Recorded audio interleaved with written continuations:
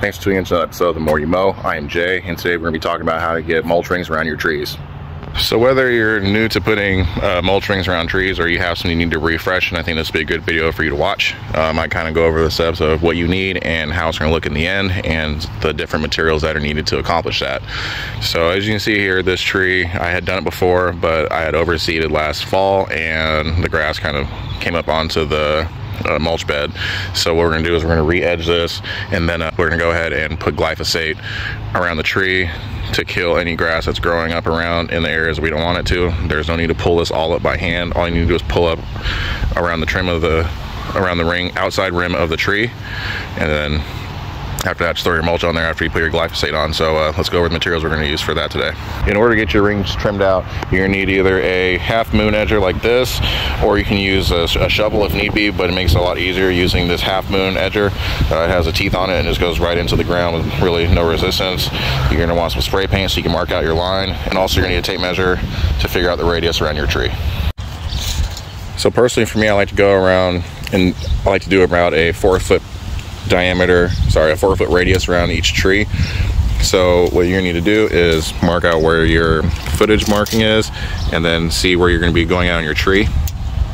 Then after that, what you're gonna do is you're gonna take your spray paint and you're gonna follow around in a circle around the area that you're gonna be trying to trim out. So make sure that you go back far enough to where you get a nice clean edge and you don't have to worry about any grass or any dirt that you don't want there. So make sure that you're measuring out around your tree before you decide exactly what length you're going to go at. So as you see, this is going to be the tree we're working with for right now. I have 6 of these. We'll just do one together, so that way you get the idea of how the rest of them go. So go ahead and follow along. So as I said, we're going to go at about 4 feet for these. Let's measure it again to make sure that's where we're happy at. Yeah, I think 4 feet is going to be the ticket. So let's go ahead and spray this out real quick. Basically what I do is I figure out the foot I want it to be at, and then I take my can of spray paint and I hold it at about that area, and I just follow it around the tree.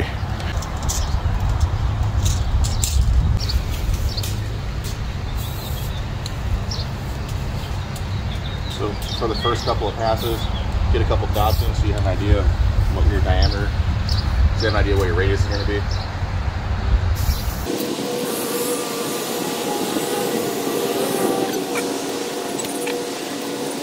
It's kind of hard to see in the video, but once you get done spraying out your spray dots, go ahead and connect them, and then you're gonna be able to start edging this out.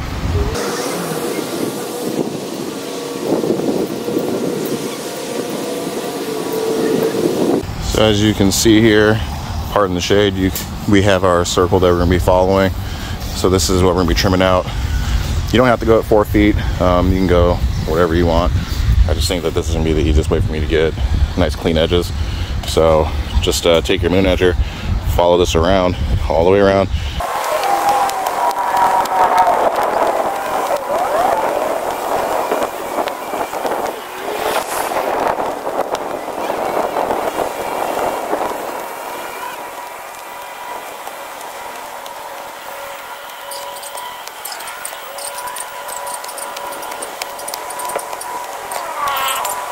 So once you get your ring trimmed out with the moon edger, you're gonna come back with maybe a flat blade shovel or a spade and go at somewhat of an angle. So the angle you want for your beds is gonna be your vertical wall that you just cut out is gonna be going straight up, and then you're gonna put your other side that's going towards the tree at almost like a 45-degree angle. So you wanna get that angle so that way your mulch falls down into it and doesn't come up over, and that's how you get your grass to grow over the mulch, which we don't want. So we're gonna get our spade, come through, and we're gonna try to dig some of this out. And then if you have a whole bunch of grass you're taking out and you have bare spots, feel free to use this as like sod plugs or something. So as I said, we're gonna use our spade to go and get that angle. We'll dig from the inside out towards where our trim is at.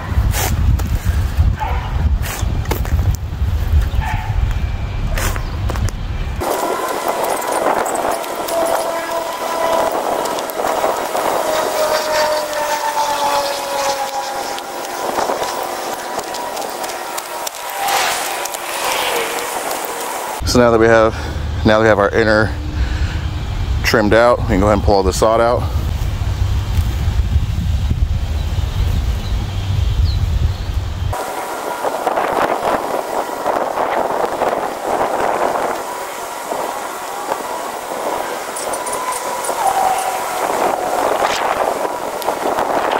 So once you get through trimming out your trim ring, you're gonna have to go through and clean up the dirt that's in here. You wanna make the walls as solid and as smooth as possible so that way you have nice gradual flow, and then it makes it easier for you to trim this out when you're weed whacking.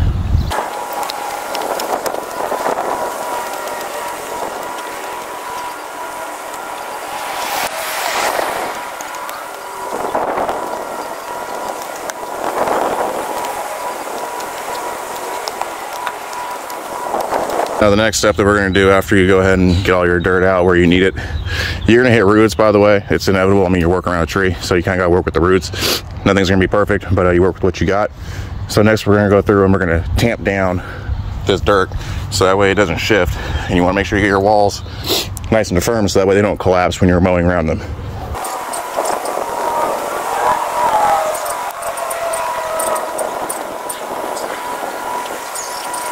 So now that we have our slope mashed in and tamped down, we're gonna go ahead and get our walls, make sure they stay nice and flush. This is probably the worst part of this whole thing, is going around. You're gonna be on your hands and knees unless you find a better way to do it. Personally, I just get under my hands and just get it done. Also, this is a good time to check to see if you have grubs. I did crush one with my fist just a second ago. It's over here somewhere. So we're gonna be sure to put down some grub preventer the next probably week or so. I'm gonna make a Home Depot run. We'll see. I might grab it today when we put down the mulch. We'll see. So here you can kind of see the depth we're working with here. I mean, I'm down probably about to the middle of my palm, if not deeper. That's about how deep you want it to be. Like I said, we got some roots like over there, so we can't do that same depth, but that's kind of what you want to shoot for. You want your mulch to just lay in here gradually and stay down in this area, not necessarily come up the sides. If anyone is curious as to what a grub looks like, this is a grub. These things are going to turn into beetles, and they eat the grass from the roots up. So when you see these in a whole bunch of these in one area, it's time to get some grub killer out. I've only found a couple, but I'm gonna put some out just to be safe. Also, these make great fish bait. So once you get your walls all tamped in, next thing we're gonna do is we're gonna mix up some glyphosate, and we're gonna spray the grass that's still living in here. I'm gonna probably grab some of these bigger chunks of sod and throw them in different places in my backyard.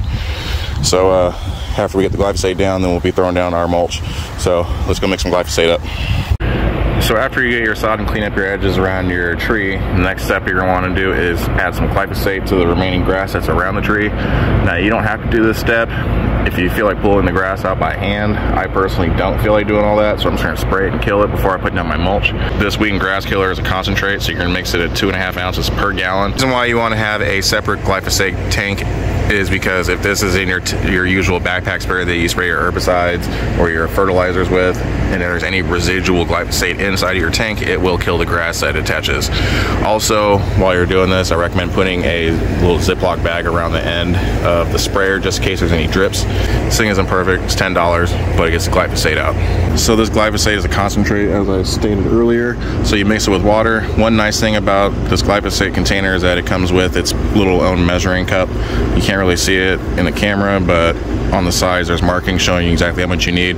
You want to use this, and you don't want to use any of your other measuring cups, because like I said, if you get glyphosate in your typical containers, you're going to have a huge mess and you're going to have to deal with spots all over the yard that are completely dead.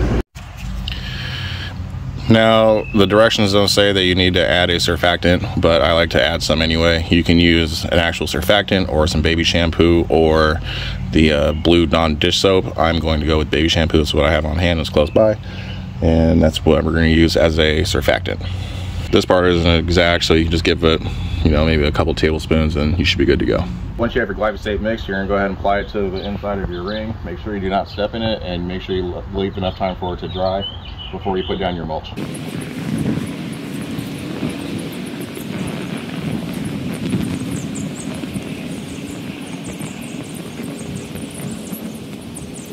Just in case you're wondering, glyphosate won't hurt the tree, it'll just take care of the grass that's around it. Once you're done applying your glyphosate, make sure you put the tip of the nozzle in the plastic bag so you don't drip on your yard. Now we're going to let this dry for a couple minutes, and then we'll come back and throw down our mulch. So this is the mulch we'll be going with. We're going with red. Some people don't like the red, but it matches the brick on our house very well, so we're going to go with red. If you're able to catch Lowe's or Home Depot when they're having the sales, they have these for $5 or $10. Otherwise, you can go to your local nursery and grab something from there.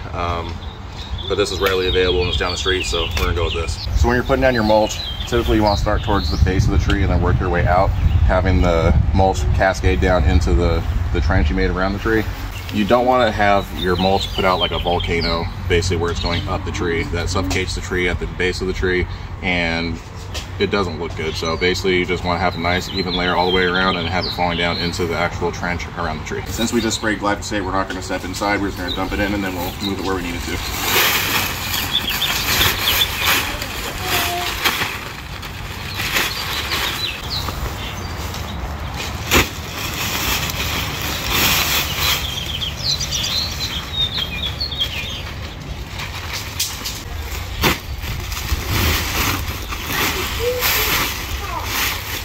So after you dump your mulch down, you want to grab a rake of some sort and you want to spread this out evenly. And then once you spread it out evenly, you want to have it fall down into the area that we're working with.